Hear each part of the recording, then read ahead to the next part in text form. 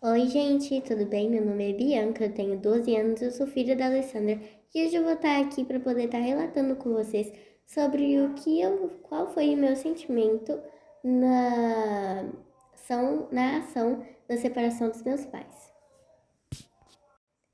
Bom, antes do meu pai sair, tava tudo muito bom, sabe?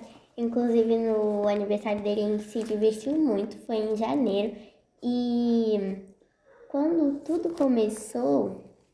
A gente estava em obra, porque meu pai tinha resgatado um dinheiro, né, que tinha ficado da, da Sport dele, que era onde ele trabalhava.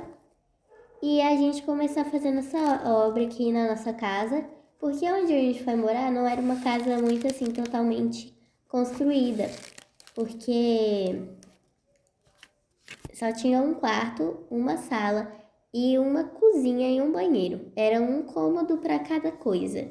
Aí, por conta disso, a gente teve que dormir no mesmo quarto. Ficou a minha beliche da Gabriela e a cama de casal do meu pai e da minha mãe. E a gente teve que dormir no mesmo quarto, recorrente à obra, né? E ficou assim, um pouco apertadinho, mas deu pra gente poder, né, dormir direitinho e a gente conseguiu terminar nossa obra hoje. Em dia, né? Hoje em dia ainda faltam algumas coisinhas, mas pouco a pouco vai se resolvendo tudo. Quando a gente começou a obra, meu pai quis ficar encarregado de cuidar de toda a obra, ou seja, saco de cimento, organizar as medidas, essas coisas. Quem conversava com o pedreiro era ele. Minha mãe não falava nada, porque quando ela perguntava se ele precisava de ajuda, ele dizia que não precisava, que estava tudo bem. É, Meu pai ele desenvolveu um problema de saúde, que era a pressão alta, e hoje em dia ele tá melhor, eu acho, dessa pressão. Mas depois que ficou encarregado de cuidar da obra, o mestre de obra tinha falado os trecos mó doido lá, sabe? E aí a minha mãe teve que começar a cuidar também da obra. Só que meu pai não gostou muito desse fato, mas a minha mãe começou a cuidar mais da obra, começou a ajudar ele na obra. Antes do meu pai sair, a gente estava muito bem, a nossa família estava melhor do que já estava antes. Antes do meu pai sair, a gente estava realmente reparando que já estava acontecendo alguns comportamentos meio esquisitos. Ele já estava dormindo no sofá, estava ignorando um pouco a minha mãe. E a gente ficou tipo assim, mas gente, isso acontece quando eles brigam. E não aconteceu isso, pelo menos quando a gente estava em casa, né? Mas a gente ficava basicamente o dia inteiro em casa, a não ser quando a gente ia fazer judô e a aula de inteligência emocional. Bom, eu fiquei meio triste é, quando a minha mãe me contou, né, que meu pai tava querendo sair de casa, até porque eles estavam muito bem, eles estavam tendo um relacionamento melhor do que antes. Eu fiquei bem triste, sabe, pelo fato de ter acontecido isso, até porque teve algumas vezes já que meu pai já tinha se separado da minha mãe, mas ele não tinha separado completamente. E ainda ele não se separou completamente também não, sabe? Mas dessa vez tá sendo mais diferente do que as outras vezes. Como meu pai tratava a gente quando ele decidiu o divórcio? Bom, ele. Ele tratava do mesmo jeito, né? De antes, ele mexia no celular, assistia um pouco de bola.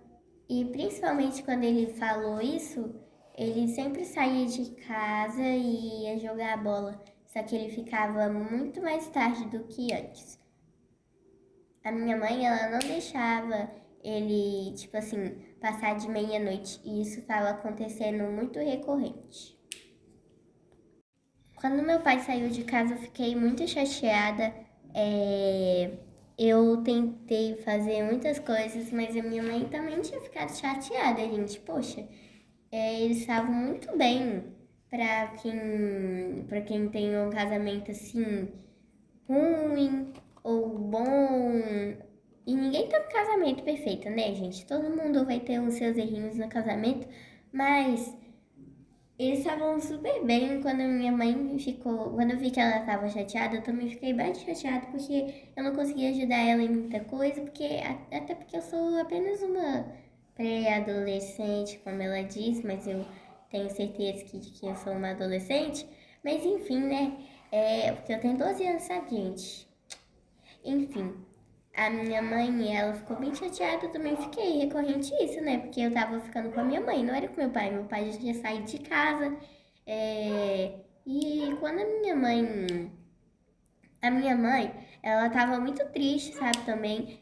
Então eu preferi ficar na minha, sabe? Eu preferi ainda não falar nada, porque eu sabia que talvez podia também deixar ela um pouquinho abalada. Tipo assim, meu Deus do céu, meu marido quis ir embora, as minhas filhas estão desse jeito, ai, tal, tal, tal, tal, tal. Então, pra não piorar, eu preferi ficar quieto por enquanto. Mas um dia, quando a minha mãe chegou, ela veio e falou com a gente assim: a gente precisa conversar, né? Ela olhou pra mim e pra minha irmã e eu falei tudo com ela, né? Ela pediu pra falar o que tava passando na nossa cabeça. Eu fui e falei, coloquei tudo pra fora, pelo menos tudo que eu tinha, né? Já a minha irmã, eu não sei. Não sei o que passa na cabeça dela. E foi isso mais ou menos o que eu senti. Como eu lidei, eu fui me ocupando, sabe? Eu não fui tentando. Eu fui lendo, fui estudando, até porque isso aí é coisa que todo adolescente tem que fazer. E se você é desocupado, tem que estudar, tá, meu filho? Eu, hein? Estudar para tirar nota boa, passar de ano, entendeu? Então, é...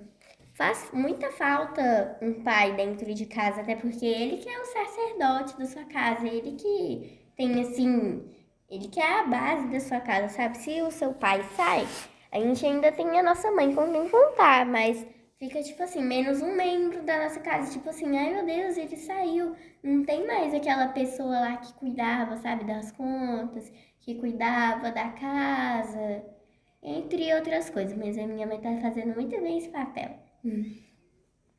Bom, nós crianças, quer dizer, muito das crianças não conseguem se expressar, porque os pais não deixam a criança falar, ou a criança fica com esse mesmo sentimento que eu fiquei antes, para não machucar os pais, sabe? Ou senão elas são privadas, porque os pais podem deixar elas de castigo, ou podem bater neles, ou podem falar, nossa, mas isso aí não é coisa pra sua idade e tal. Mas, gente, a gente também tem os mesmos sentimentos que vocês. Nós podemos até ser crianças, sabe? Nós podemos ter menos, nós podemos ser mais jovens do que vocês, mas nós ainda contemos o mesmo sentimento, nós sabemos muito bem o que vocês estão passando e nós sabemos muito bem que quando vocês estão tristes, a gente sempre vai estar lá para poder ajudar vocês. Apesar dos seus erros, ninguém aqui é perfeito, gente. Eu não tô reclamando de ninguém, mas eu falo tipo assim, que vocês devem escutar os seus filhos, porque a opinião deles também importa.